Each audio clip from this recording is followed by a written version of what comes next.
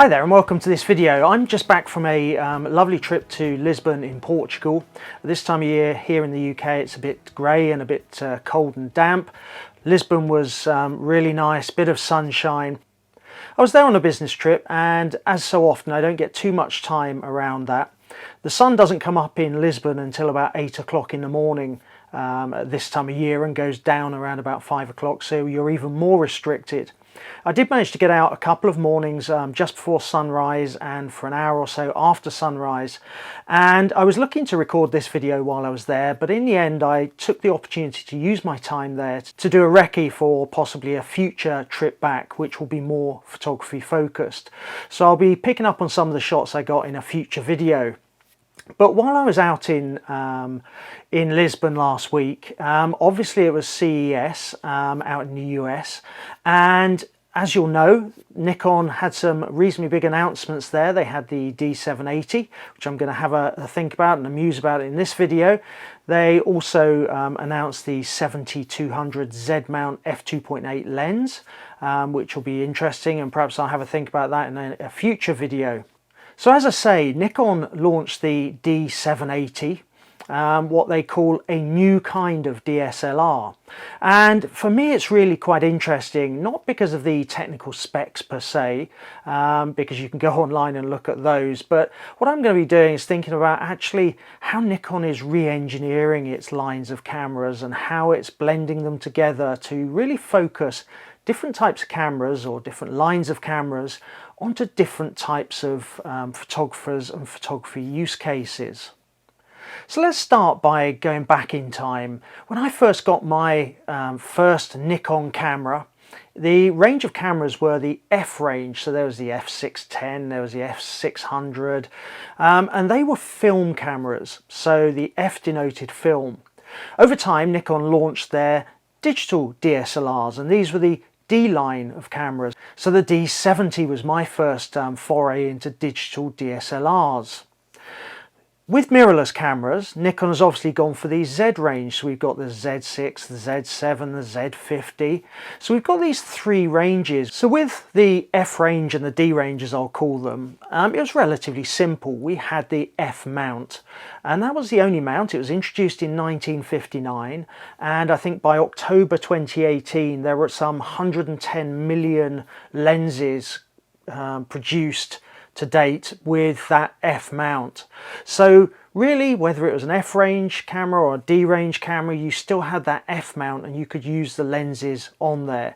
The one slight difference was you had DX lenses and FX lenses depending on the nature of the sensor in your camera in digital cameras, but it was fairly simple. With the launch of the Z range cameras, the mirrorless cameras, we obviously had a change in mount to the Z mount, which is a different size. Okay, the Z mount is backward compatible to F mount lenses, so you can fit F mount lenses with the FTZ adapter onto the Z mount, but you can't fit Z lenses onto the F mount for obvious reasons due to the size difference. So when we look at lenses, as I say, for the F mount you had FX lenses and you had DX lenses, fairly simple. But with the Z mount we've now got a range of other lenses being introduced, whether it's the top of the range S-line FX lenses, the non-S-line FX lenses, and now we've increasingly we'll have DX lenses to go with the Z50 and any other cameras with crop sensors that Nikon releases. So we've gone from what was a fairly simple product family to one that is now more complex, because so often when a new product is bought out something is discontinued. However, in this case we still have the F-mount cameras because there's 110 million F-mount lenses out there, and also the Z-mount lenses being added to that. As you'll know from my videos, I made the decision about a year ago to switch totally from DSLRs and the D range of Nikon cameras to the Z range mirrorless cameras. This was in part because I wanted to embrace the cameras, and I felt that if I got a mirrorless, a Z series camera, it's likely the benefits of that would outweigh the benefits of keeping my D850. So I did a complete switch across to a mix of Z6 and Z7 I do still have one F-mount lens, which is my 70-200 f2.8 lens, one of my favourites, and it does create some great images, although it does come with a weight penalty. Now, with 110 million F-mount lenses out there, there are a lot of photographers who haven't justified the switch over to mirrorless. And when you marry that up with some of the concerns that people have had with the Z6 and Z7, such as the single card slot, the relatively slow autofocus in certain situations, and the third thing is this resistance to change based on the cost of lenses. You know, a lot of photographers will have a significant collection of F-mount lenses, and whilst you can use them on the Z-mount with the FTZ adapter, they're not ideal in certain circumstances, particularly as I found if you're trying to create videos like these where the noise of the F-mount lenses is significantly higher than that of the Z-mount lenses. So all of that said, where does the D780 fit? Well, Nikon seems to have seen a gap in the market for what they call this different kind of DSLR. So if we look at the D750, which is the predecessor to the D780, its functionality came from a mixture of the D610 and the D810, and it merged them together to create what has been known as quite a workhorse camera for many professionals and enthusiasts. Well, if we look at the D780 then, what we seem to be getting is a combination from the D750 that came before it and the Z6. So it's been a 5-year gap between the release of the D750, which was in 2014, and the release of the D780. And during that time, both the sensors have moved forward significantly, and also the processor power. So we're now up at XPEED 6. And this makes quite a difference because in designing complex cameras these days, it's about balancing the different key components in the system to create the overall outcome.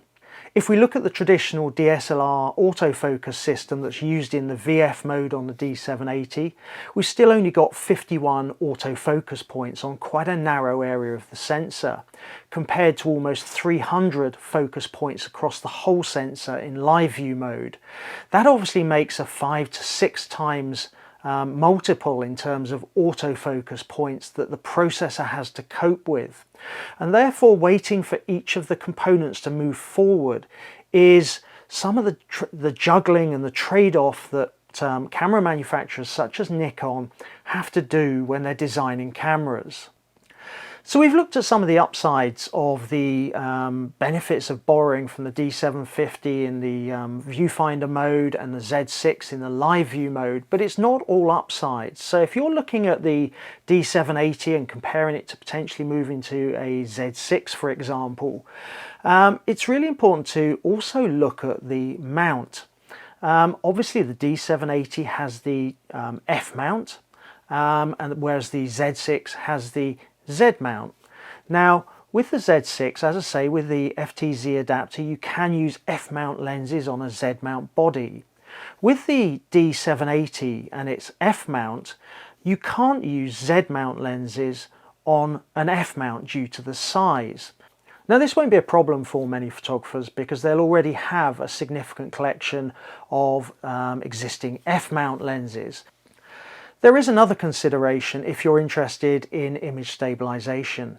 With the F-mount lenses, vibration reduction, as it was called, was built into individual lenses. So unless your lens had VR included, you didn't get the benefits of any image stabilization. With the Z series cameras, you get in-body image stabilization, IBIS. So you can put any lens on a Z series camera body and get the benefits of image stabilization. So it's worth considering the pros and cons of the F-mount versus the Z-mount. Just picking up on a couple of other things from the spec sheet that stood out for me that were differentiators between the two types of cameras. Obviously they both use the EN EL15B batteries, which are backward compatible to the EN EL15A batteries also.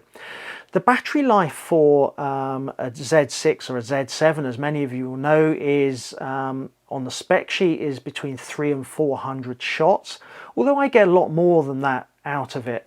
The D780 is far more where we had got to expect DSLRs from Nikon, such as the D850, which I was getting around 1800 shots from. And the battery life on the spec sheet is somewhere around about 2200, 2300 shots. So a really good battery life. Like me, many of you will be interested in the size and the weight, because that's one of the benefits I've seen of modern mirrorless cameras. The weight is less of an issue for me, but the size is quite important. And if we look at the size and weight of say a D780 combined with a 24-70 f2.8 lens with an Fmount, then we're talking about 1740 grams. If we're looking at the Z6 with the ZMount 24-70 f2.8, we're down at around 1480 grams. So there's about a 300 gram or a 20% difference in weight between the two setups. Equally, the D780 is about a 1 to 2 centimeters bigger on width, height and depth, so it is a little bit bigger. So if size is really important to you, then maybe the mirrorless Z series is the way to go. So hopefully this quick canter through some of the key aspects of the D780 has given you a bit of an insight as to how it's different and why Nikon feel it's a different kind of DSLR. I think there are benefits to both the Z6 and the D780. I think Nikon is being really clever about how they're positioning their different lines. Whilst they're introducing a new Z-mount, they're showing they haven't turned their back on those 110 million F-mount lenses and the users of those. And the D780, I think, is aimed at a fairly big niche of photographers who perhaps still have a big collection of F-mount lenses. They're likely to be D750 shooters already. As I said, the D750 is a real workhorse of wedding photographers, of enthusiasts. It's got quite a following, and currently you can get a D750 for a really good price. If we look at the D780, they've addressed the single memory card issue. They haven't gone XQD CF Express. It's a dual SD card, although it's the UHS-2 version of that. So that should allay a lot of the fears of wedding photographers, where a dual card setup can be a real benefit, if not a necessity. And it's aimed, as I say, at people who've already got a collection of F-mount lenses, where actually the cost of changing from F-mount to Z-mount would be really quite considerable.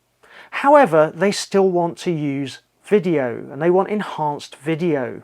And that's where blending together the functionality from the D750 with the Z6 is a really smart move by Nikon, and I think does create a different kind of DSLR. I think it also gives us a view of how Nikon is thinking, and I think what we'll see increasingly are very tailored spec sets around new cameras, where Nikon are really understanding the use case for specific camera lines and specific cameras within those lines. So as I say, the D780 is focused on a really quite a big niche, but it's certainly got a boundary around it, a clear boundary around it in Nikon's thinking. So let us know in the comments below, what are your thoughts on the D780? Are you an existing D750 shooter and this allows you to continue with a D-range camera whilst getting the benefits of enhanced video perhaps?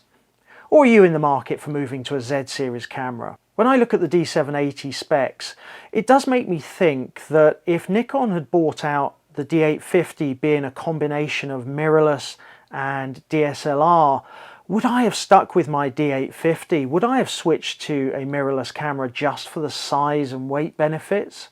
When I switched, I certainly was looking at the capabilities, the functionality, and there was a significant functionality upgrade by moving to mirrorless. If Nikon starts to bring out these hybrid mirrorless DSLR cameras, will those become really attractive moving forward? How many people will really require the benefits of the ZMount and mirrorless size and weight? I think we're entering really interesting times as Nikon users, so do let me know in the comments below what your thoughts are. If you enjoyed this video, as always, hit subscribe, hit the notification bell below, and I look forward to seeing you in future videos.